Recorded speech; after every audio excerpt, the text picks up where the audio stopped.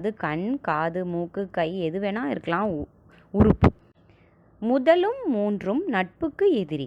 முதலாவது எழுத்தும் மூன்றாவது எழுத்தும் சேர்த்து பார்த்தா அது நட்புங்கிற வார்த்தைக்கு ஆப்போசிட் வேர்டு. நட்புக்கு ஆப்போசிட் பகை. அப்போது ப கைன்னு கிடைக்கிது. ஒன்றும் மூன்றுலேயும் ப கைன்னு கிடைக்கிது. அடுத்த க்ளூ, ஒன்றும் இரண்டும் நிறைய தரும். ஒன்றில் ரெண்டில் ரெண்டையும் சேர்த்தோம்னா அதனுடைய வேர்டோட மீனிங் என்ன கிடைக்கும்? நிறைய தரும். அதாவது மெனி, நிறைய. மெனிங்கிற வேர்டுக்கு தமிழை பார்த்தோம்னா பல. ஒன்றும் இரண்டும் சேர்த்தா பல அப்படிங்கிற வேர்டு கிடைக்கிது. ஆல்ரெடி நமக்கு தெரியும் மூன்றாவது எழுத்து கைங்கிற எழுத்து இருக்குது. அப்போது மூன்றையும் சேர்த்தா, மூன்றும் சேர்ந்தால் உட்கார உதம். அந்த மூன்று எழுத்தையும் சேர்த்து பார்த்தால் உட்கார உதம். அது என்னது? பலகை. விடை பலகை அப்படின்றத கண்டுபிடிச்சிட்டோம். அடுத்த புதிருக்கு வந்தோம்னா, ஆறையும் அஞ்சையும் சேர்த்துனா என்ன கிடையாது? மணி கிடைக்காது. என்ன கிடைக்கும்? ஒரு பழம் கிடைக்கும். அதாவது என்ன பழம்? அது ஆரஞ்சு பழம். அடுத்த புதிர் என்னன்னு பார்த்தோம்னா, பிறக்கும்போது நிறமும் சுவையும் இல்லாத சுந்தரன். அதாவது தான் பிறக்கிற இடத்துல இருக்கும்போது நிறமும் கிடையாது, கலரும் கிடையாது, அதுக்கு எந்த கலரும் கிடையாது, எந்த டேஸ்ட்டும் கிடையாது. அது என்ன? ஊருக்கு ஊர் நிறம் மாறி சுவை மாறுவான். அதாவது ஒவ்வொரு ஊருக்கும் போகும்போது அவனுடைய நிறமும் மாறும், சுவையும் மாறும். நமக்கு தெரியும் ஆற்றுல எல்லா ஆறும் ஒன்று தான், எல்லா ஆற்றுலேருந்து கிடைக்கிற தண்ணியும் குடிக்கிற தண்ணி தான். ஆனால் ஒவ்வொரு ஊர் உள்ள ஆற்று தண்ணியும் ஒவ்வொரு டேஸ்ட்டுன்னு சொல்லுவாங்க. எக்ஸாம்பிள், கோயம்புத்தூரில் ஓடுற சிறுவாணி ஆற்று தண்ணி, காவேரி ஆறு, இப்படி ஒவ்வொரு ஆறுடைய தண்ணி டேஸ்ட்டு மாறும். அதைத்தான் சொல்கிறாங்க. அதை வச்சே நம்ம க்ளூவை வச்சு கண்டுபிடிக்கலாம் அது தண்ணின்னு. பயிற்சி பக்கத்துக்கு போவோமா? சரியான விடையை தெரிவு செய்வோமா? தண்ணீர் இச்சொல்லை பிரித்து எழுத கிடைப்பது.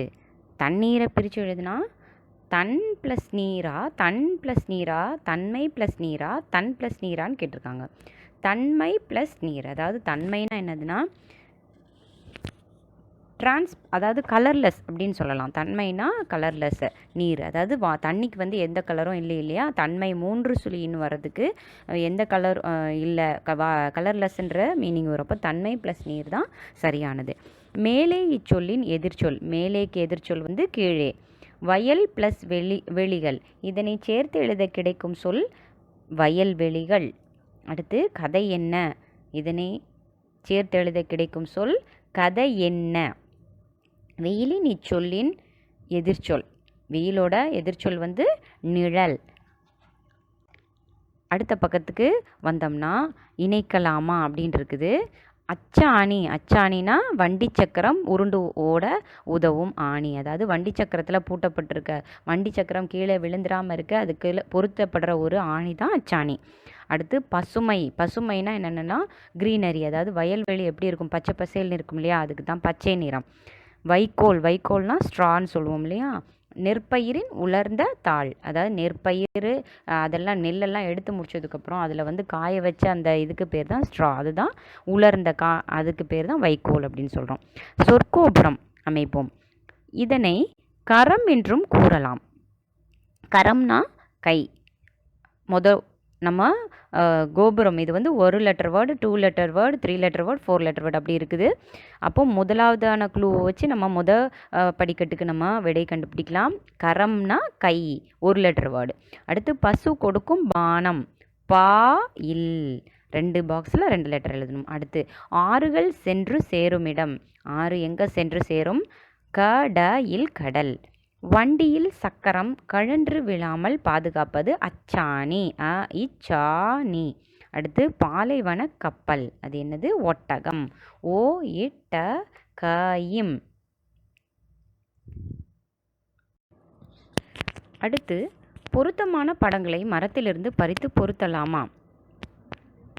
8 கைகள் விரிந்தால் ஒற்றை கால் தெரியும். அதாவது 8 கை இருக்கும், அதுக்கு ஒரே ஒரு கால் தான் இருக்கும். அது என்னது? நம்ம பிக்சர் கொடுத்துருக்காங்க, அதை வச்சும் கண்டுபிடிக்கலாம், இல்லாமல் நாமாவே ஓனாக கண்டுபிடிச்சி எழுதலாம். 8 கை இருக்கும், ஒரே ஒரு கால் தான் இருக்கும். அது என்னது? குடை. விரிந்தால். விரிந்தால்னு சொல்லியிருக்காங்க. அடுத்து அடி மலர்ந்து நுனி மலராத பூ என்ன? நுனி வந்து மலராது. பொதுவாக ஃப்ளவர்ஸ் எல்லாம் விரியும் இல்லையா, ஆனால் இது வந்து விரியாது. அடி தான் மலரும், நுனி மலராது அப்படின்னு சொல்லியிருக்காங்க. அந்த பூ என்ன? வாழைப்பூ. படத்தில் கொடுத்துருக்கு. கையிலே அடங்கும் பிள்ளை கதை 100 சொல்லும் பிள்ளை. அது என்னது? கையில் அடங்கும், கையில் நம்ம வச்சுக்கலாம். கதை 100 கதை சொல்லும். அது என்னது? புத்தகம். அன்றாடம் மலரும் அனைவரையும் கவரும். அது என்ன? தினமும் காலையில் மலரும், எல்லாத்தையும் அட்ராக்ட் பண்ணும் காலையில். அது என்னது? வீட்டில் போடுற கோலம். வாசலுக்கு முன்னாடி கோலம் போட்டிருப்பாங்க இல்லையா, அது வந்து எல்லாருக்கும் பிடிக்கும். அதுதான். என்னோடு இருக்கும் சிறுமணி எனக்கு தெரியாது, ஆனால் உனக்கு தெரியும். அது என்ன? என்கிட்ட இருக்கிற சிறிய மணி தான், என்கிட்ட இருக்கிற ஒரு சிறிய மணி, ஆனால் அது எனக்கு தெரியாது. எனக்கு பார்த்தா எனக்கு கண்டுபிடிக்க முடியாது, ஆனால் நீ பார்த்தா அது உனக்கு தெரியும். அது என்னது? கண்ணில் இருக்க கருவிழி தான்.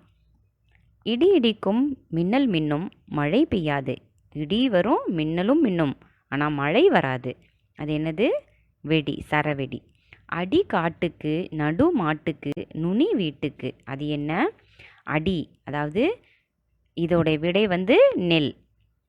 நெற்கதிர்கள் என்னன்னா அடியில் அப்படியே அறுத்து வயலோடு விட்டுட்டு வந்துடுவாங்க, அது காட்டுக்கு. நடு மாட்டுக்கு, நடுவில் இருக்கிறது வந்து நம்ம வந்து அதை காய வச்சு ஸ்ட்ரா வந்து மாட்டுக்கு தான் உபயோகப்படுத்துகிறோம் இல்லையா. நுனி, அதில் இருக்கிற நுனி என்னதுன்னா நெற்கதிர்கள். அதை நம்ம அரிசியாக வீட்டில் வந்து பயன்படுத்துகிறோம். ஒளி கொடுக்கும் விளக்கல்ல, வெப்பம் தரும் நெருப்பல்ல, பளபளக்கும் தங்கம் அல்ல. ஒளி கொடுக்கும், வெளிச்சம் தரும், நமக்கு வெப்பம் தரும், சூடு தரும், அதுக்கப்புறம் பளபளப்பாக இருக்கும், ஷைனிங்காக இருக்கும். அது என்னது? தங்கம் கிடையாது, விளக்கும் கிடையாது. ஒளி தர்றதுனால அது விளக்கும் கிடையாது, லைட் கிடையாது, லேம்ப் கிடையாது. அது என்னது? சூரியன். இதோட உங்களுக்கு கொடுக்கப்பட்டிருக்க எக்ஸசைஸ் முடியுது. நன்றி.